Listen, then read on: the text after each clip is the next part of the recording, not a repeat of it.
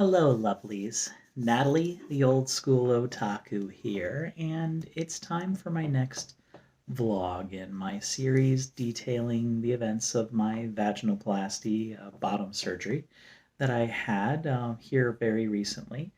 It is now Thursday. Basically, we are now a week past when my surgery actually happened. I was in the hospital for effectively close to a full week of 7 days. Surgery happened on Thursday, and I ended up going home on Wednesday. There was talk about potentially needing to keep me one more day, but really it was all about how well I was dilating and how well I was doing as far as the pain meds. If I was able to be taken fully off of the IV based pain meds and get by with just the meds being given to me orally that I could then be prescribed and taken at home. So that's kind of where we were. So before I get into some of the other later topics, there's one topic I definitely wanted to go over first, and that was about my overall hospital stay.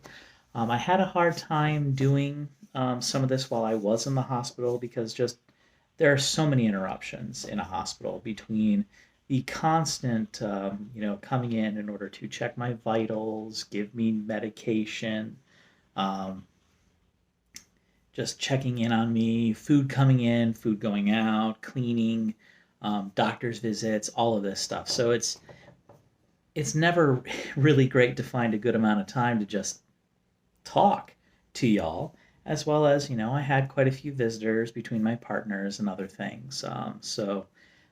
We were very well taken care of and whatnot. Yeah, I really wanted to talk about my overall experience at the hospital, my experience with the system and whatnot, and kind of give you a good view of what it is like to one go through this surgery, go through the recovery, and what it's like to actually be at the Henry Ford Hospital, because that's where I had my surgery done. My doctor is Dr. Shakir, if you want to look up the doctor. Um, he is a urologist. It's nice seeing a urologist being the person in charge of this type of a surgery because actually so much of what they do is based off of making sure like the urology side of things is working properly. And then of course there is the plastic surgeon who is Dr. Tepper. And I will say that from what I have seen so far, she does awesome work. I mean, looking at what I have now, after the fact, after having everything taken off of me, and I can actually look and see down there, I'm not sure I'm going to need to go in for a revision to make her look any more pretty. The cis nurse that I had the day that everything was removed was flabbergasted at just how normal I looked.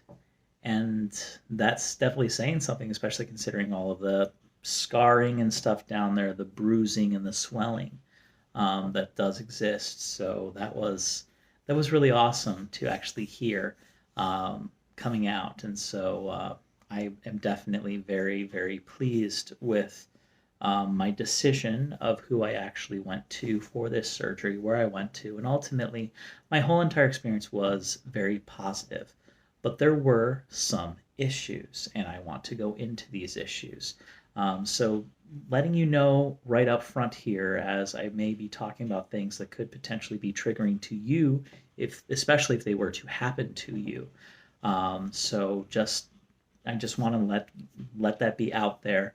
That I'm going to go into some fairly large detail about how I was treated, not necessarily specifically who I was treated by. These people I've already put in complaints and been talking with the hospital system and whatnot, and so we've already gone through a lot of the processes in order to make things better, both for me and my stay while I was there, as well as also hopefully other girls that come in after me. The hospital is very much interested in knowing how well I was treated and everything. Same with my surgical team. They were very much behind me the whole entire time. It's kind of interesting when you think of your doctor and the interactions that you've had with them, and then just to hear them just get super angry, not at me, but at the situation, and feeling frustrated and annoyed and angry for me, to the point that they cursed directly in front of me. And that's something that I know from the medical profession. That's something that they're not supposed to do. They're told not to curse in front of their patients, not to show, explicit anger and whatnot in front of their patients. But I will say that my doctor, Dr. Shakir, when I told him some of these things that happened, he was visibly furious. So he definitely stopped right then and there, to, get my statement, get all the information from me, and then immediately went to go take care of it. And that's exactly what happened. It was great. It was wonderful.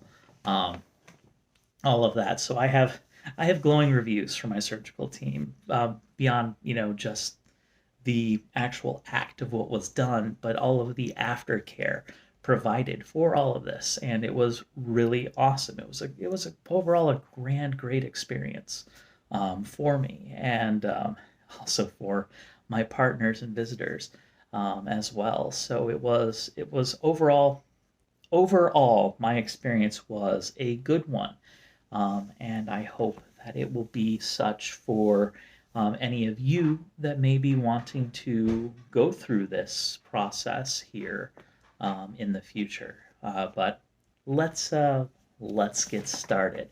So, like I said, my overall hospital stay was basically from Thursday to Wednesday, so pretty much a full week, being in the hospital. The weekend kind of was very slow, because essentially, they kind of wait about 5 days before things really start moving.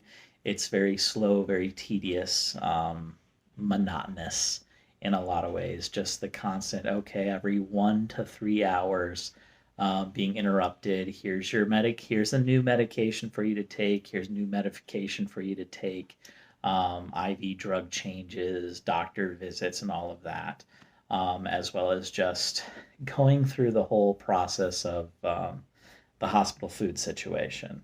So let's start with hospital food. Now, I am a very very picky eater. I am very much neurodivergent. Um, the old terms I would have been called as, I believe that, in fact, it had been touted around when I was younger that I most likely had Asperger's, but that's not a modern term. I am neurodivergent. I am untested, but I very much exhibit a lot of the, markers of all of these. So I understand that. So I, have a big issue with a lot of texture, with foods. I have not grown out of a lot of the foods that I enjoyed as a child, as well as developed into enjoying other types of foods. And so my diet is relatively small in comparison to a lot of other people, and I get my variety by the variety of ways to prepare, flavor, and make the same types of meals, the same types of food groups and whatnot. So that's where I get my variety from, so that I don't go crazy eating the exact same thing all the time, because I do actually go crazy eating the exact same thing over and over and over again. That much is definitely true, and that's something that tried me there in the hospital. So let's talk about hospital food. They are looking out for your best interest as far as the nutrition content and whatnot that they provide, but they are operating off of an older sense when it comes to food, in the hospital. So they basically have a menu that they come out with every week that is supposed to be up on every floor, so that the patients can see the menu, can access and know what is being offered, and have the option to make certain subtle changes to the menu in order to handle certain types of diets, as well as their own personal preferences. So they do offer the ability for you to make preferential changes. Some of the nurses, that I spoke to did not realize that that was a thing. They actually thought that there was no choice for us patients. It was we get what they make and that's it. Deal with it.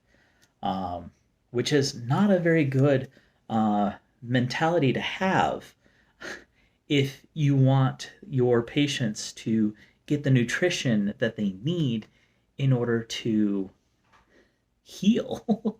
I mean, I just got done with a very major surgery, and you're telling me that I'm not allowed to choose the type of foods that I will or can eat? Because you're literally throwing foods in my direction that my body has no idea how to process while I'm in the hospital. Not a very good plan. There are other hospital systems that I've been to that have much better systems. Um, but probably one of the worst parts was that it didn't seem like that uh, menu made it to my floor at all. There was no nurse station. None of the nurses I talked to seemed to know that this menu existed or even how to obtain this menu. That's a problem. That's a big problem with that hospital system. And talking with all the doctors, all the nurses, they also agreed that the hospital food was a problem because the food that we eat is the same food that they eat. So they definitely understood that the hospital food is a problem, and it's something that they hope will be fixed when the new hospital building is made to be moved to, because currently they're in a 100-year-old building, and they're still operating off of older mindsets. And so the hope is by moving into the new building, even though they are very progressive in a lot of ways, the overall health system, Henry Ford health system is certain certain places within the health system, because there's like the main campus downtown, but there's a bunch of other satellite Henry Ford facilities that are newer. And it seems like the overall vibe from the staff there is a much more modern vibe than some of the vibe that's getting at the hospital, which is kind of an interesting just thought experiment in a lot of ways about how human nature and stuff works based off of you're in a much more newer facility, and so you operate off of newer mindsets, whereas the older facility you operate off of some older mindsets, even though you may be more progressive. So that's definitely an interesting note there. But yeah, there wasn't much that could be done about food. Thankfully, I was able to find some information out there. I found the phone number to call from my room in order to actually make requests. The first day and a half that I had meals brought up to me, they were liquid diet, clear liquid diet. So it wasn't great. I was getting actually, I would say one of my favorite parts of all of that, and I wish I would have gotten some of that once they took me off the liquid diet onto solid diet, was this grape flavored protein sludge. It's the best way I can describe it. Um, it was grape flavored and had a very tasty grape flavor to it, but it was protein. It was just this package of protein, got me a pretty good amount of protein into my system through that. And I enjoyed that immensely. I would have loved to have gotten that as my breakfast nearly every day, to be honest, because at the very least it was protein. It was something to get my body going. And while I was in the hospital with as often I was woken up and as often I was awake while in the hospital, not following my usual sleep and circadian rhythm that I typically have, I got really hungry before lunch. And I usually get hungry before lunchtime, but not necessarily like ravenously hungry before lunchtime typically. And I typically only eat 2 meals a day. I operate off of a what's it called, intermittent fasting schedule, where I typically only eat between the hours of noon and 9 p.m. And the rest of the time I don't eat. But I typically only eat 2 meals in that time, and I might snack a little bit in between, but usually not too much. So it's kind of interesting to be awake more often and whatnot, and that got me considerably more hungry. Now, some of that was probably due to the fact that I wasn't getting as much calories as I'm used to getting, And I've already cut a lot of calories out of my daily diet because I had been trying to lose weight. For a woman of my size, traditionally, most of the calculators say that I operate off of somewhere around 2,500 calories is what I overall burn every day. And so I was limiting myself to and aiming for around 1,500. 1,200 was considered the minimum to get me through the day, and 1,500 was what I was aiming for most days, and that's kind of what I've tooled my diet off of. So my two meals kind of split to get me that 1,500 amount. Um, but in the hospital, not quite so much. So again, about this liquid diet. So it was puddings, it was like fruit juice and things like that, and a lot of that I don't tend to eat. Pudding or not pudding, Jello was fine. It was bland generally, but the tastier Jello was actually the orange Jello that they had versus the uh, like fruit punchy cherry red. I guess is the best definition of the flavor. It was red versus orange. The orange was tastier overall that I got. And of course, my most favorite tasty treat that I got as a dessert was a chocolate pudding snack pack. That was nice. Um, but so the first day and a half, I was on a liquid diet. Then they moved me to a uh, solid food diet. But I am diabetic, and the hospital treats diabetes very more stringently than a lot of us may because I am type 2 diabetic and I am mainly insulin resistant is my problem. So they were checking my blood sugar constantly while I was in there all the time, every couple of hours, checking my blood sugar, and it was it was trying. My fingers not very happy. Even when I was checking my blood sugar more regularly while I was trying to figure out what to do about my diet and things, I was not checking my blood sugar as often as they were. That was pretty militant and crazy because they were trying to figure out, okay, do we need to give her insulin? Because while in the hospital, they don't actually give us necessarily all of our normal medications. So there's a medication that I'm traditionally on for to treat my insulin resistance and whatnot. It's also used as a weight loss drug. It does both. It's great. It's a once a week shot that happens on Sunday typically for me, and well, they didn't give it to me on Sunday, and so they're really looking for a lot of that other stuff. But overall, my blood sugar was fairly well maintained in the hospital, so that was great too. I think a lot of my weight loss helped with that to get me to that point, so that was fine. Um, so yeah, they were constantly checking that, but I was put on a low sugar diet. And the low sugar diet is bland as heck, and I have a feeling even the higher sugar diet, is probably still pretty bland. Because overall the food choices were about the same. It was like the drinks and things that changed. So traditionally, almost every meal came with milk, skim milk, go figure. Please give me 2%. Please. What is with skim milk? It's literally just like chalk flavored water. And this is coming from somebody who doesn't drink milk, but will drink milk with chocolate sauce thrown into it. I buy sugar free, well, actually, no sugar added chocolate syrup now, and it's nowhere near as sweet, but I'm so used to it now that it's that the regular syrup is actually really saccharine to me. Uh, so that's a thing. But I love chocolate milk. I will drink milk if it's got chocolate in it. Go figure. Uh, but yeah, they didn't have offerings for chocolate milk or other things for substitutions. And then like it'd be like fruit cups that will come as like at other sides, and then there'll be like the main entree, which will be some form of protein of some type. It may be like for breakfast, there was a lot of vegan sausage that they would give. Like they would just choose your meal is vegan sausage this morning. Woo! And there may be like peas or corn or some other type of side and whatnot. And basically, there's very few options to substitute. So I could always substitute for a grilled chicken breast. which was nice. There's actually one night that I asked for the grilled chicken breast that the lady on the line actually was like, "Hey, would you like me to add a bun to that so you can make it a sandwich?" And I was like, "Yeah, sure, that's great. That'd be great. It'd give me a little bit of carbs in my system, more than I had been getting while I was in the hospital." So that was nice. The grilled chicken breast was fairly bland, flavorless. Thankfully, they would give me a salt and pepper packet with my meal that I was able to throw on there to give it a little bit of flavor.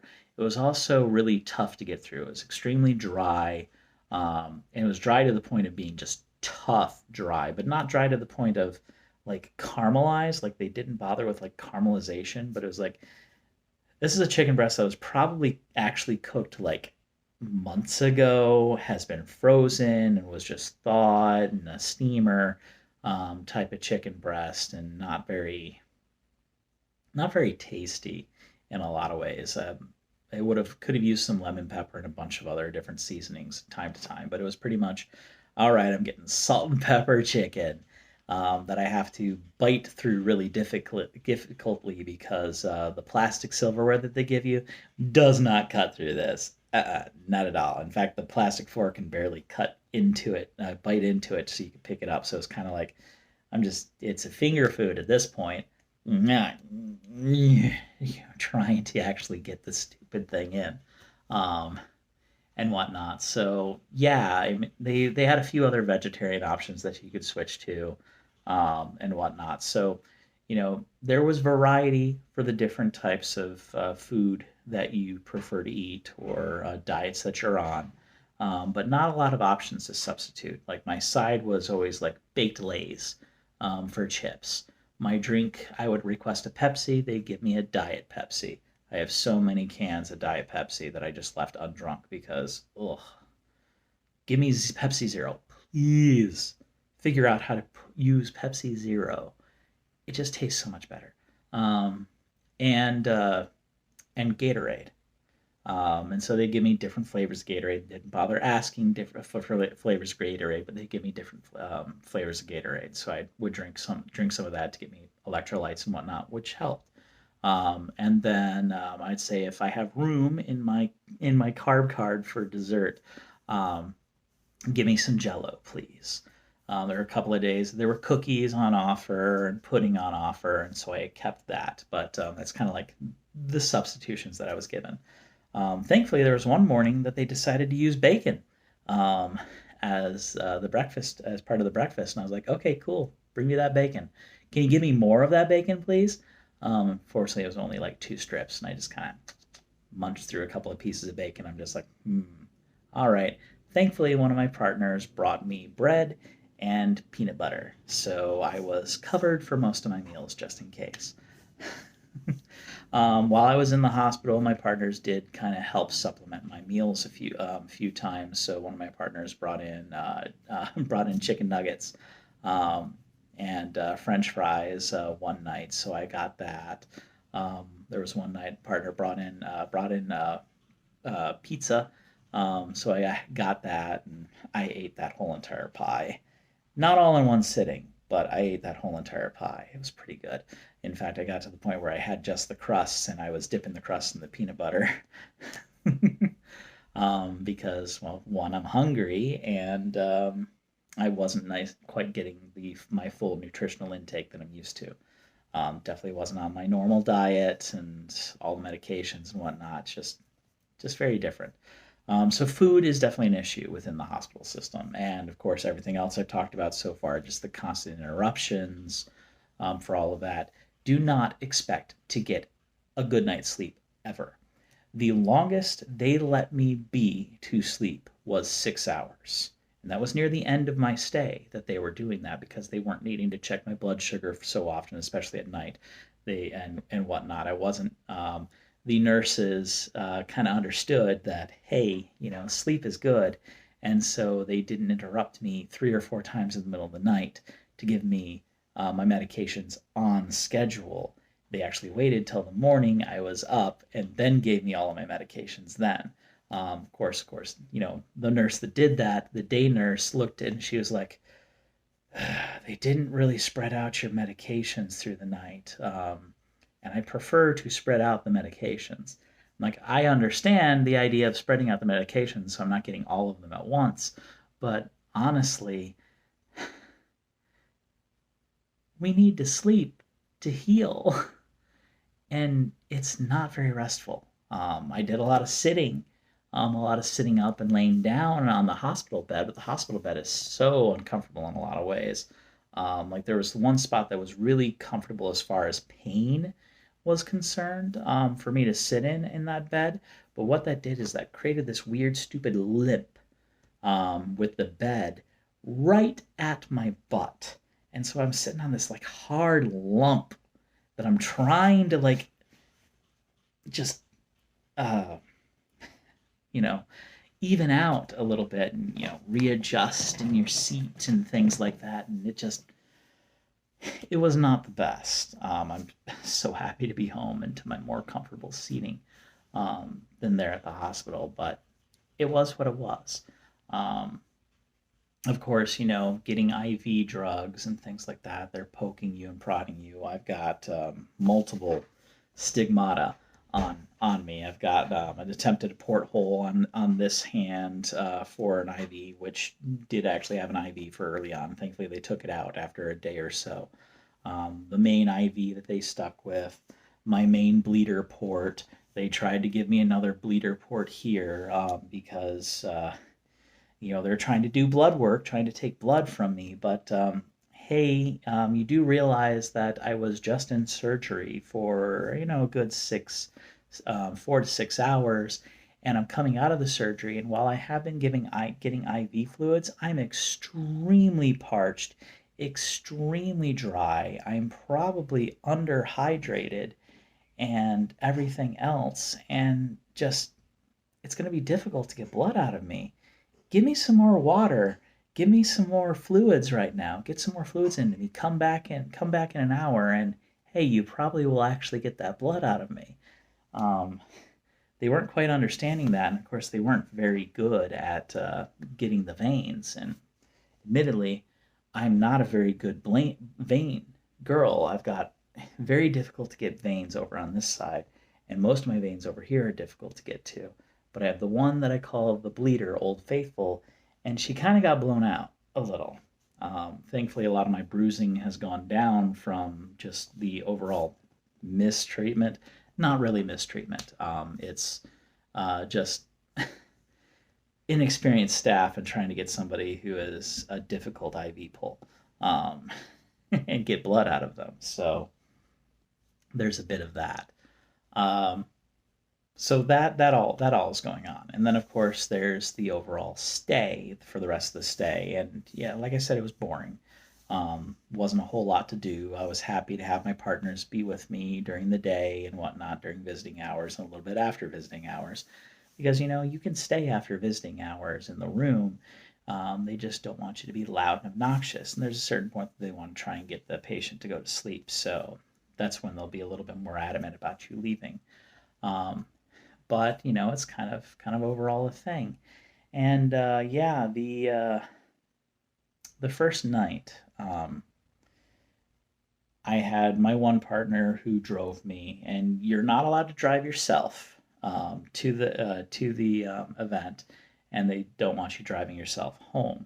So I had my one partner with me who was there getting all the updates while I was under and whatnot, and she was there in pre-op, there post-op as I was, coming out in recovery, and then finally there while we were heading up to the room.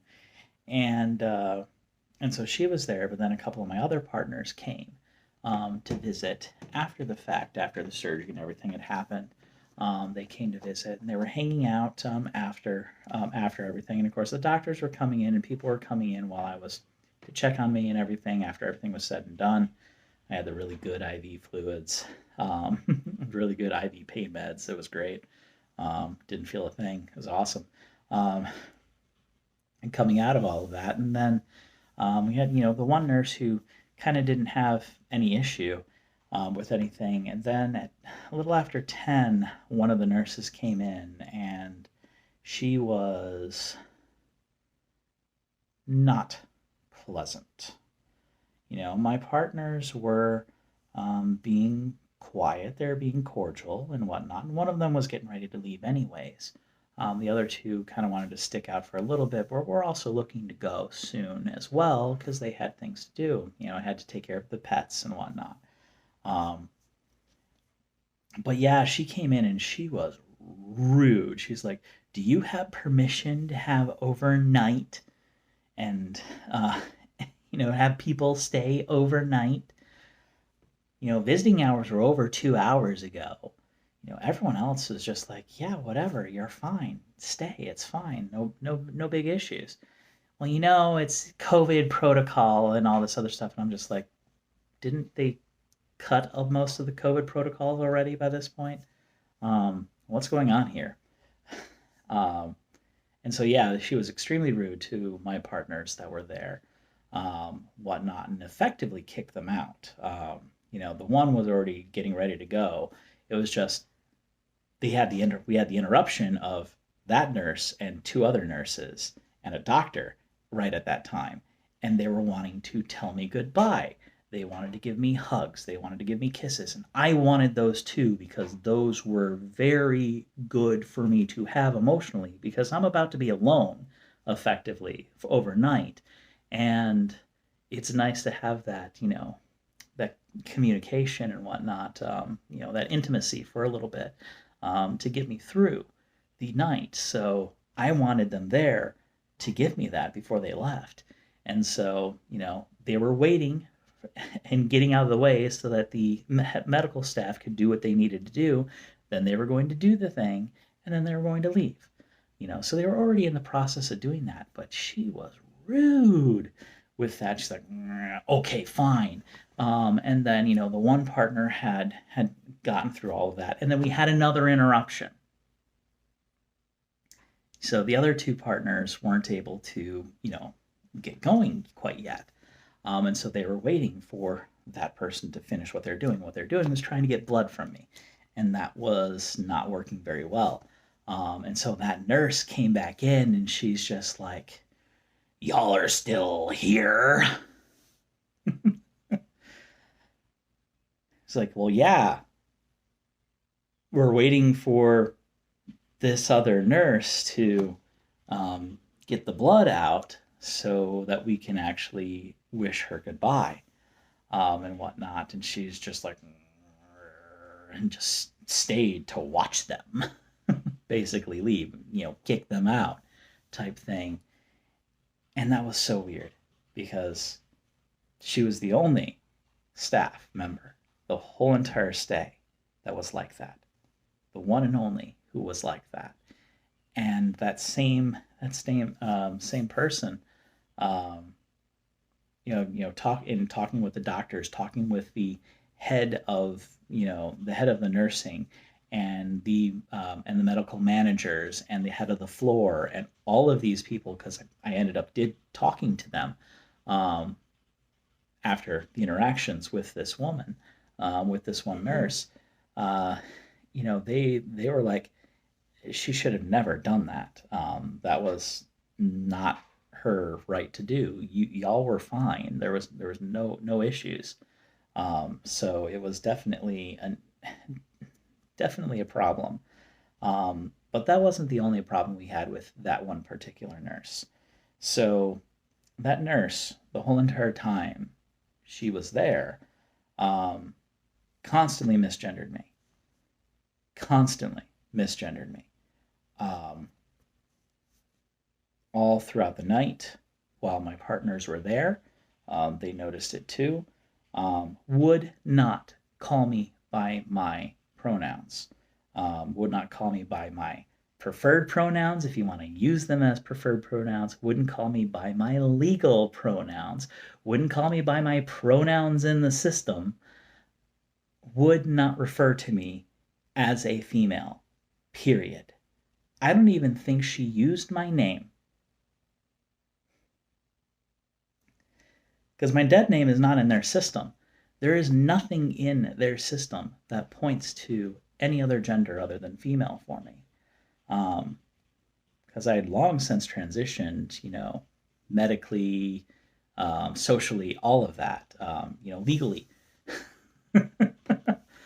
So, yeah, that was a thing. And thankfully, that was after the first night. That was Thursday night. Thankfully, I did not have that nurse as part of my duties on Friday night, for the most part. What I did realize, what did happen, is that Saturday morning, that nurse came in to help one of the other nurses with something. I guess she was covering for my normal nurse who was on break or something at the time and was coming in to help the one nurse that I had seen throughout the night check a couple of things. I think they were checking the wound vac, whatnot. And, I'd thought, okay, maybe it was just an isolated incident. Maybe she was having a bad night. Trying to give her the benefit of the doubt for the, way that she treated me and my partners that first night. But she also continued to misgender me in front of this other nurse. And the other nurse responded back with the correct pronoun every time.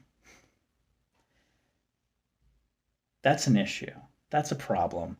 That is her personal choice to go against hospital policy, all policies, and just outright misgender me.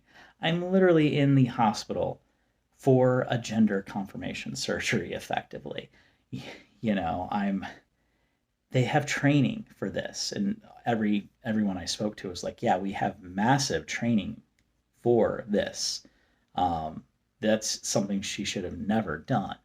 And thankfully, at that point, I was coherent enough that I went over, because I had been sleeping. So I went over, grabbed my glasses, and I watched her name tag like a hawk so that I could burn into my memory the name of that nurse so I could then put in a complaint. And I did that. I put in a complaint through the normal complaint system online that they had available to patients through my app with them. And then I also remembered it so that I could bring that up with my surgical staff and brought it up with my surgeon. And then bring it up again with the heads of nursing and everybody else who came to see me after the fact too to talk about my stay, because that wasn't the only issue that happened with my stay, because there was a lot of issues that happened. So yeah, in fact, they pretty much knew who the nurse was that I was having an issue with. So they were kind of already aware of potential problems that would be happening with that nurse. Um, but yeah, one of the things I definitely did as part of all that is I had specifically requested that that nurse not ever, if they were coming back, be assigned as part of my care team. I was like, she can work, just not work with me. Um, and that was the last time I had seen that nurse. Was after that incident because I had pretty much gone in almost immediately and put in the complaint. So yeah, that was that experience there. I will say that as far as all of my surgical team and everybody goes, as far as the coming in Thursday morning, going in for surgery, getting prepped and everything, they were all awesome. They were cool. Some of them had a pretty good idea of what I was coming in for and whatnot, so it was nothing new for them. Everyone treated me great. But there was one person who misgendered me throughout all of that. And they were trying.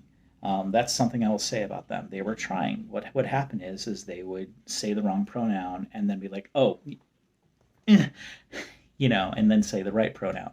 So it's not that they were being malicious, unlike the one nurse appeared to be. They were just having a hard time with those pronouns, and that might have had to do with the fact that just looking at me with my hair all back and in the medical scrubs and whatnot, so you couldn't, not wearing the bras to, make the girls more obvious and things like that. That they had a hard time with that, though. I mean, my chart actually tells you all of this stuff, so they kind of should have known that. But that was one of the members of anesthesia. I didn't ever catch that particular. I think they're. I don't know if they're quite fully a doctor. I think they might have been an intern. Potentially that one person. I didn't really catch a lot of details about them, but it was kind of funny hearing the back and forth between that anesthesiologist and the other one, because there were two that were in the room at the time, and the one in the room looking at the computer um, corrected them a few times, like direct correct. I was like, and like, because there was a couple of times where she had used the wrong pronouns and had not immediately corrected with the correct pronouns, and the other one immediately corrected. So they were watching out for me. And that's really the only odd interaction I had with any of my surgical team. Overall, everything was great with all of that. So let's move on to the rest of the weekend.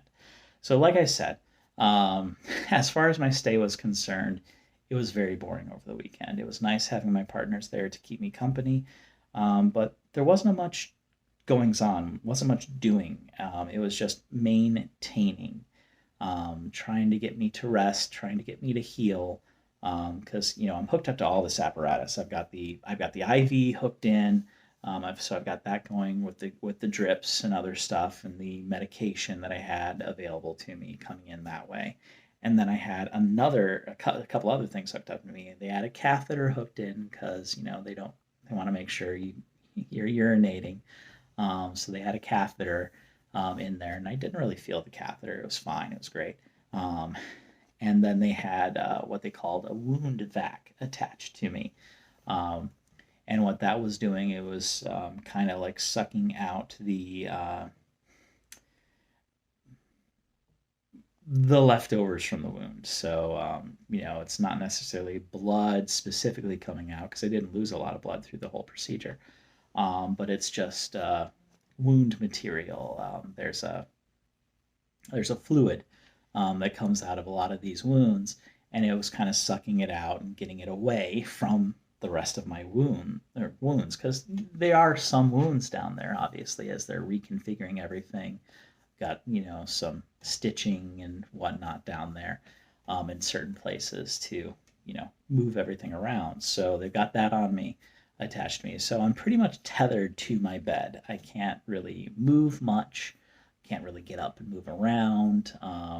It's just kind of there. And of course, the IV drugs that I'm on, you don't want to try to move. You are woozy and high. Oh my. Uh, I have felt that type of high before, and I definitely equate it to having a really good weed episode. It's kind of what that's like. Uh, so I was very loopy. I would not have been great on my feet at all.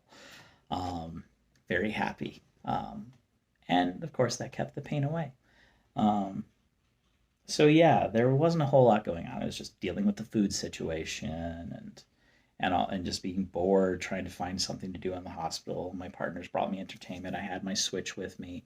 I had a couple of books from the local library. I had checked out a couple of manga and things to read. And then of course there was the TV. So I had HD TV on because it's great white noise. So if I'm not even paying attention to what's going on the TV, it's at least something that I'm hearing, because I don't like silence. I prefer there to be constant noise, whether it's music or watching videos or watching movies or other things. Um, Sorry. Um,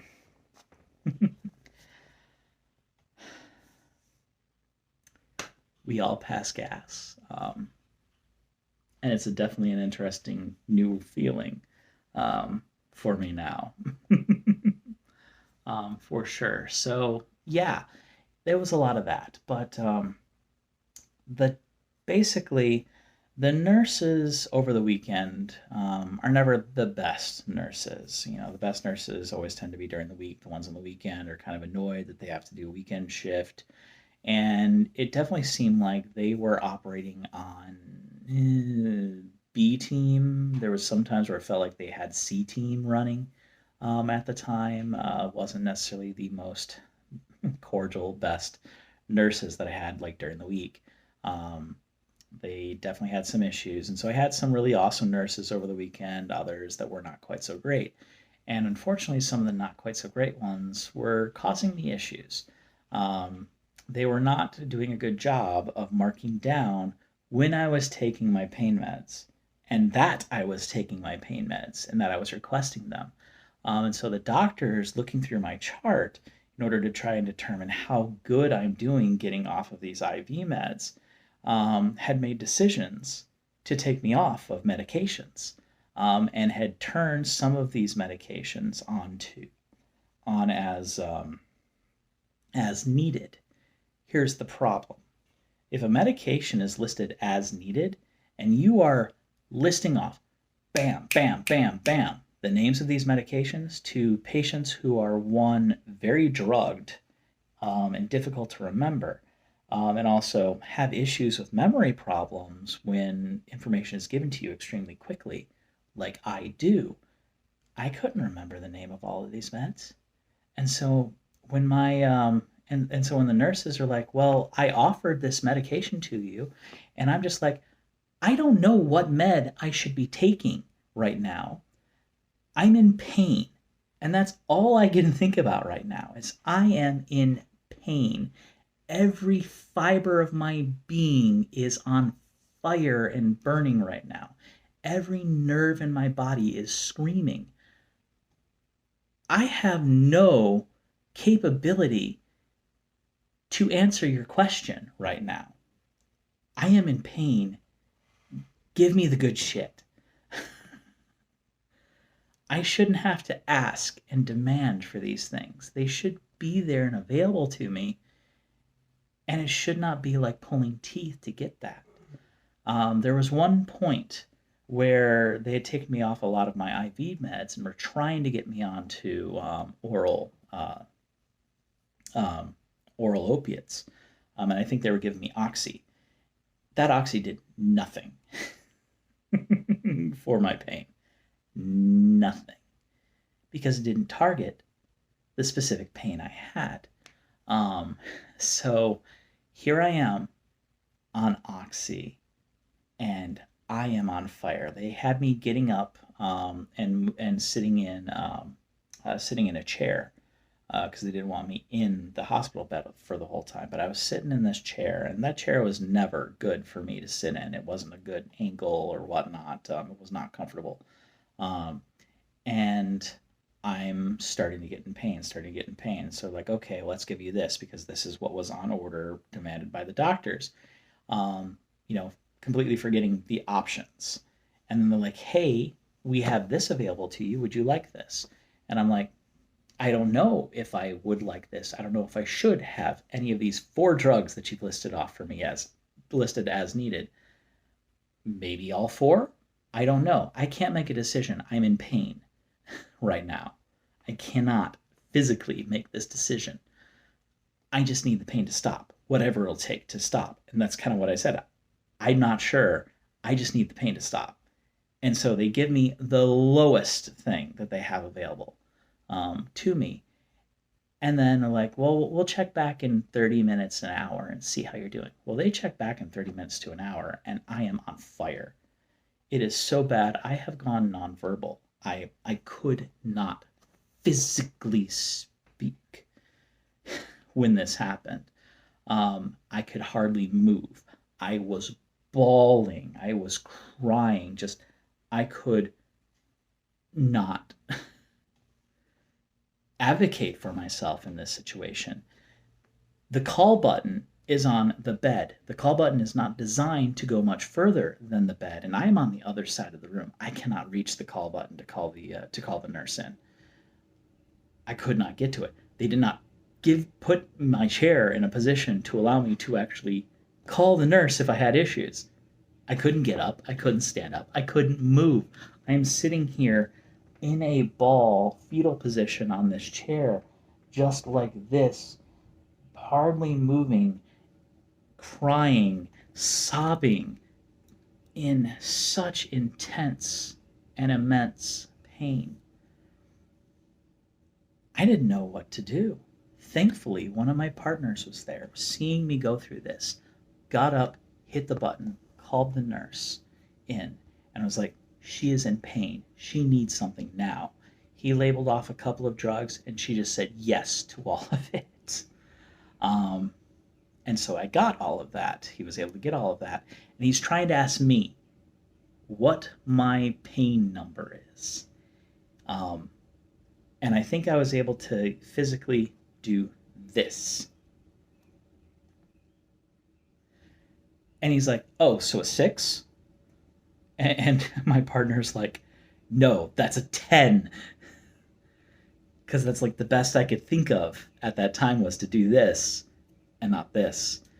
Because I wasn't in my right mind through all of that pain. Um, so all of this is going on, and they finally get me the drugs, and I think they threw in something that would work very, very quickly.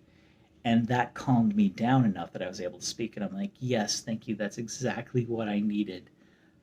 Oh, I can talk again. But, and I'm going to give another content warning right now. I'm about to talk about the S word. And I don't talk about this lightly. In that moment of that intense pain, I thought about committing suicide just to stop the pain.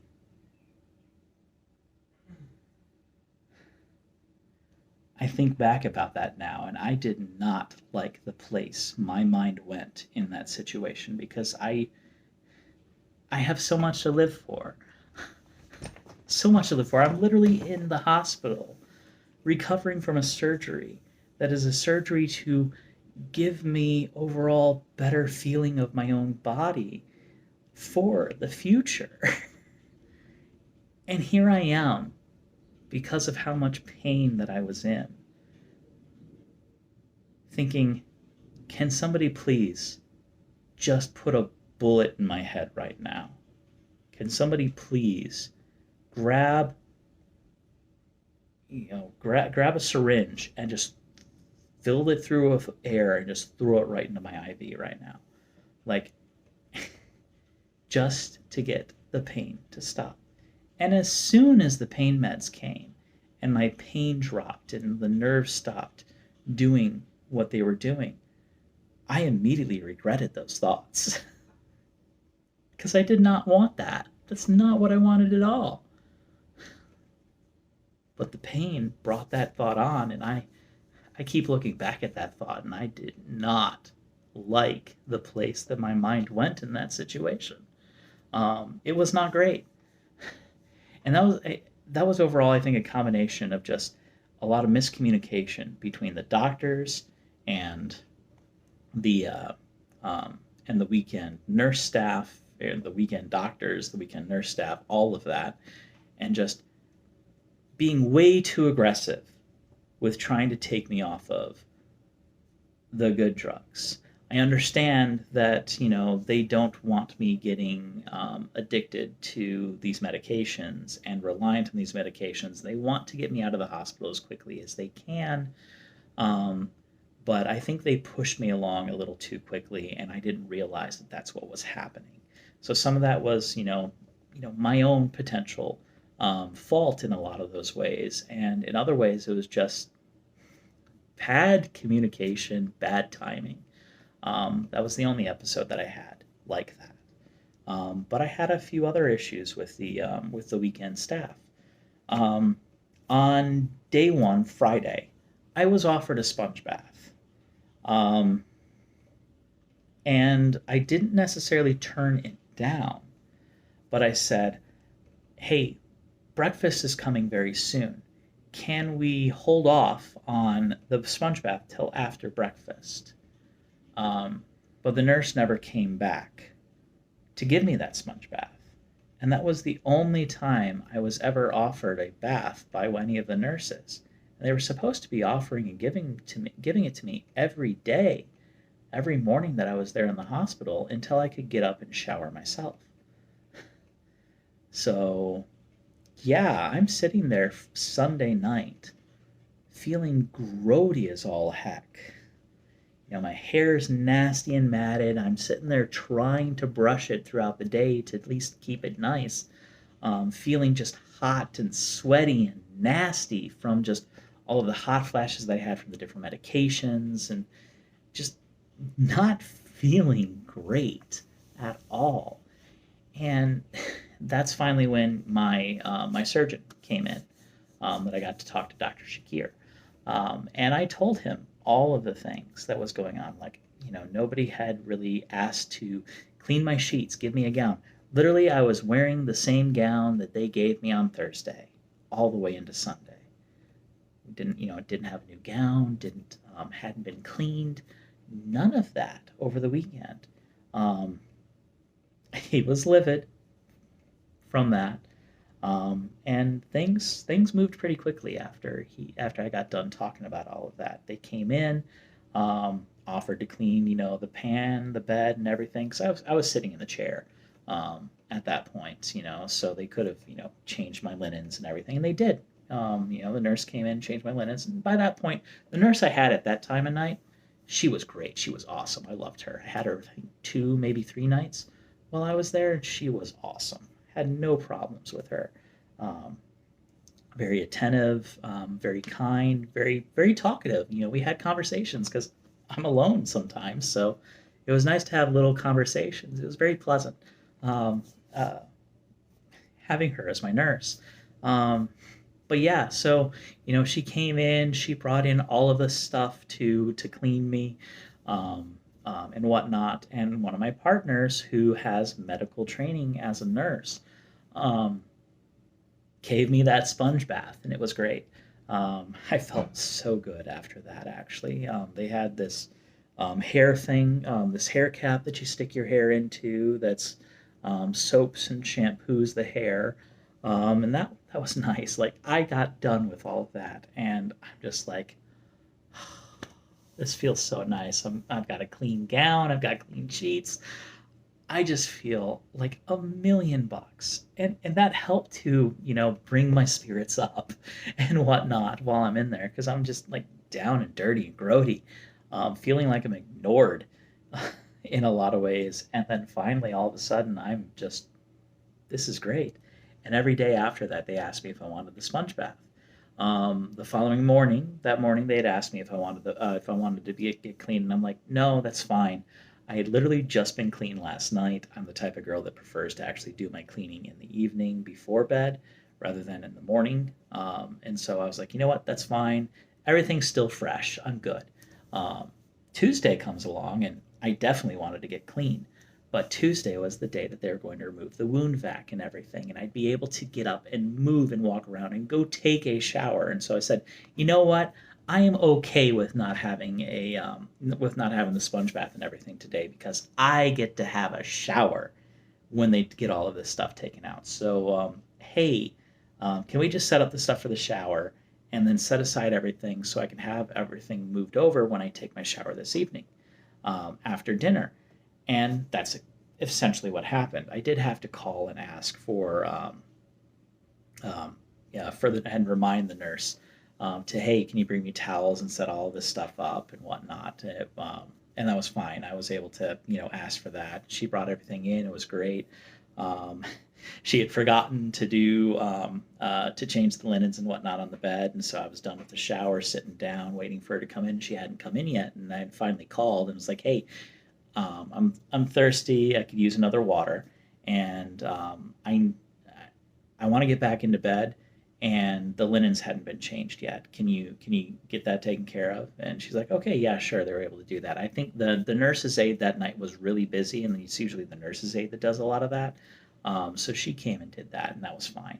Um, but yeah, like, after I talked to my doctor of all the issues that I had over the weekend, including like the pain issues, the neglect, that I got over the weekend, and whatnot, everybody was so great the rest of the time. I think they, I think they sat down and they tried to figure out who they knew were the good people versus the not so good people that they were pulling in. And they tried to make sure that I was, getting the good staff, and that was great. Um, so, I guess one of the takeaways from all of this is don't be afraid to speak up. Don't be afraid to advocate for yourself. Don't be afraid to give complaints. By giving complaints and giving information to the staff, that allows them to make sure that the experience is going to be good for you, and they can make adjustments and changes to make sure that you feel cared for while you're in the hospital, but also to course correct for potential issues down the road and make things better for other patients. And that was my biggest concern. Like the misgendering thing, whatever. It literally bounces off of me now. But depending on how I'm feeling and how assertive I feel that day, I may, come back at you to demand the correct pronoun or whatnot. But overall, I'm just like, whatever. It slides off me. It's fine. But there are others that's extremely triggering. And what I don't want is to see a trans sister in that hospital getting that nurse and getting triggered. That's not good. So I was very happy to speak to everybody I spoke to regarding my treatment, the issues I had, and give all the information that I did, because I had to basically get my information out, my story out about, I say 4 or 5 times.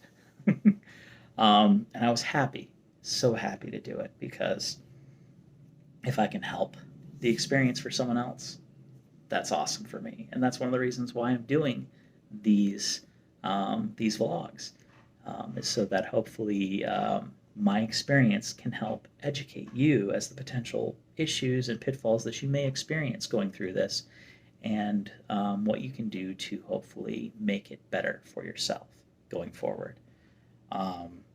That's pretty much most of the information that I could think of regarding my overall hospital stay. They removed the wound vac and everything on Tuesday, and I can talk about a lot of those details in a different video, and probably will, and whatnot. And then I went home Wednesday. Wednesday was boring. Waiting to be able to go home. So, they discharged me, all that other stuff. I mean, there was dilations and things that happened through everything, but a lot of it was waiting for pharmacy to send up my medications so I could then go. There was a couple of points during the day I'm just like, maybe I should just walk down to pharmacy and be like, hey, can you give me my meds, please? They were a little slow that day. And I noticed there were times that they were a little slow in authorizing medications for me anyways, because anytime that there's new medication or something like that, the pharmacy has to verify it before it gets sent up. And before the nurse staff can actually give it to you, they have to have the pharmacy sign off on all of that. So that's kind of a thing. But yeah, it was that was probably the biggest thing. And then of course, finally, once they get there, it's like, okay, I've got the medications. Hey, can y'all come pick me up? Getting my partners come pick me up, and then the nurse staff are like, when are you leaving?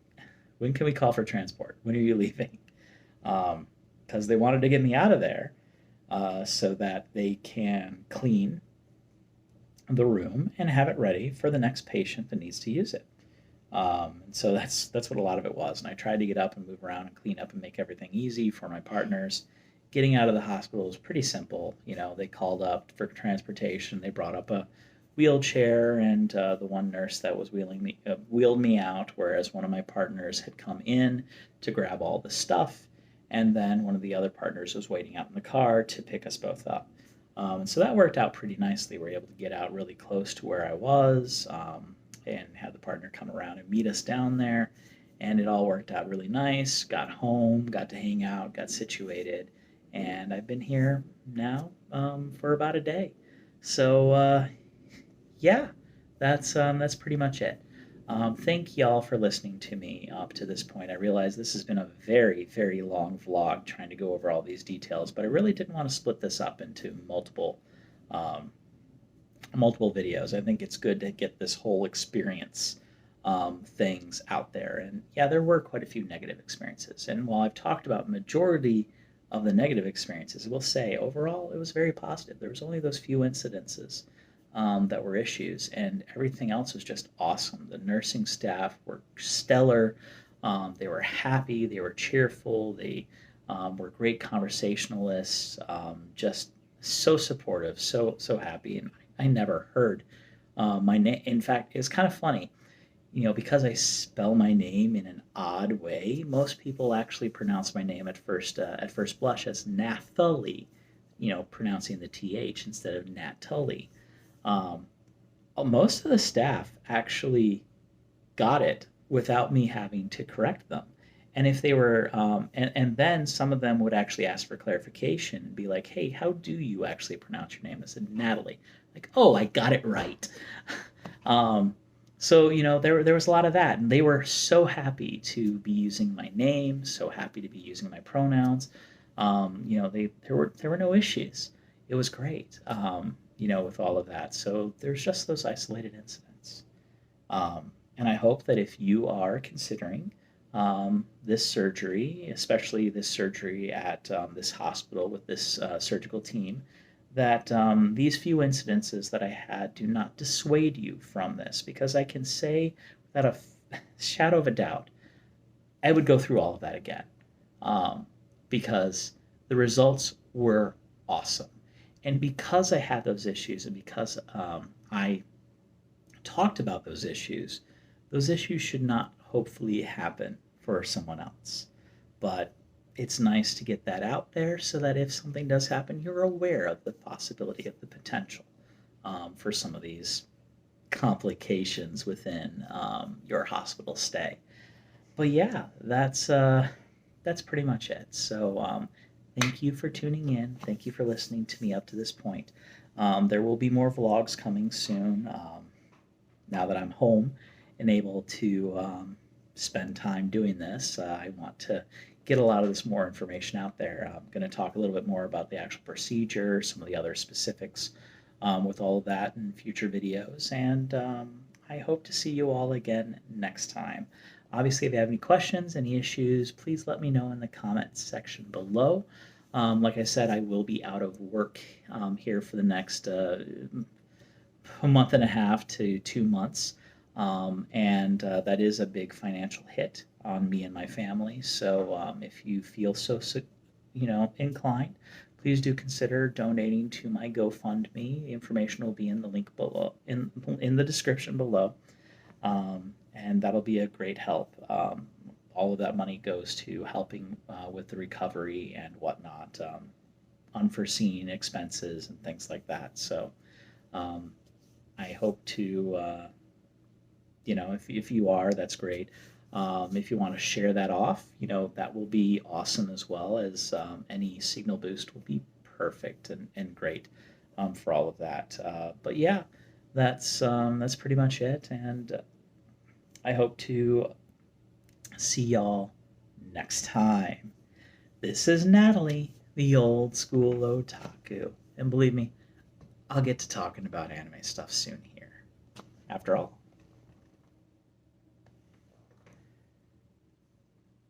I got wall scrolls and stuff up in the house now. Um, See y'all next time. This is Natalie, signing off.